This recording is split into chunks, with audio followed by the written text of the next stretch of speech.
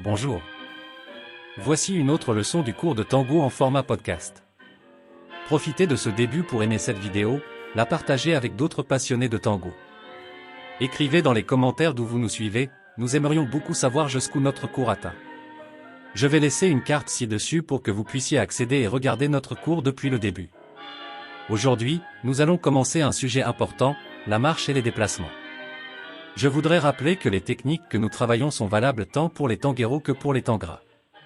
La bonne marche est une somme de techniques, de musicalité et de connexion. Ce concept étant si fondamental, nous devons comprendre ses diverses applications, et c'est ce que nous ferons aujourd'hui. Dans la leçon précédente, nous avons exploré les différents niveaux de connexion avec le sol et comment cette variation de niveau nous aide à obtenir plus ou moins d'impulsion lors du déplacement, ce qui influence ce que nous voulons exprimer lorsque nous écoutons la musique. Nous avions également étudié que la connexion avec le sol commence par la relaxation du corps, dans la position d'attente.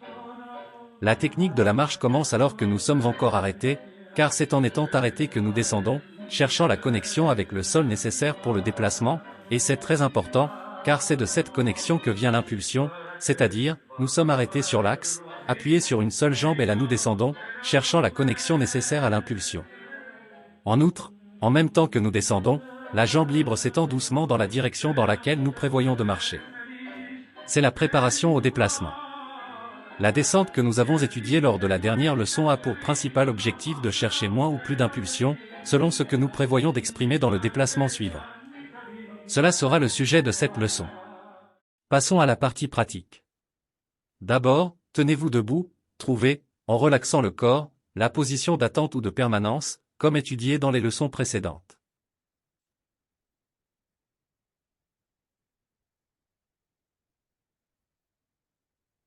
Ensuite, pratiquez un peu l'exercice de descendre beaucoup et de remonter, les deux pieds posés sur le sol et les hanches en direction opposée aux genoux.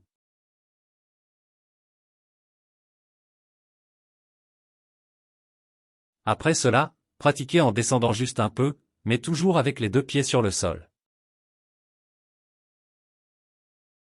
Nous passerons maintenant à l'étape où nous utilisons le poids soutenu sur une seule jambe, avec la préparation de la jambe libre pour la direction que nous prévoyons de marcher.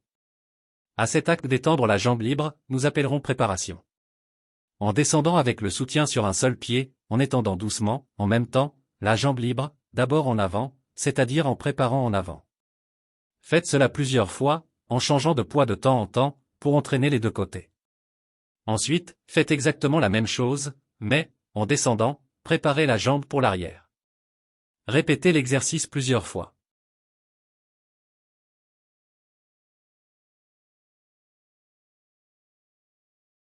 Maintenant, nous sommes prêts à comprendre l'impulsion qui nous mènera au déplacement.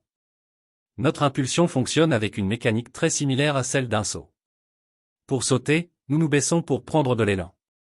Dans le tango, cela fonctionne de la même manière, mais le saut, ou bond, n'est pas vers le haut, mais vers l'avant, l'arrière ou les côtés.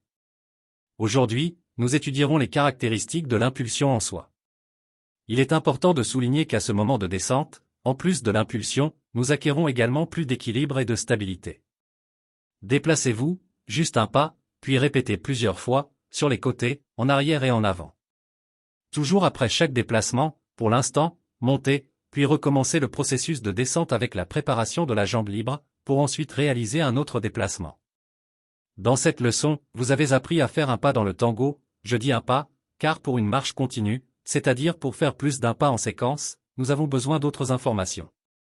De plus, notre focus aujourd'hui était sur l'impulsion qui mène au déplacement.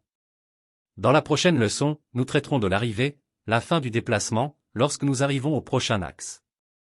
Toutes ces informations ensemble construiront une marche technique, expressive, stable, belle, équilibrée et mais très musicale et confortable.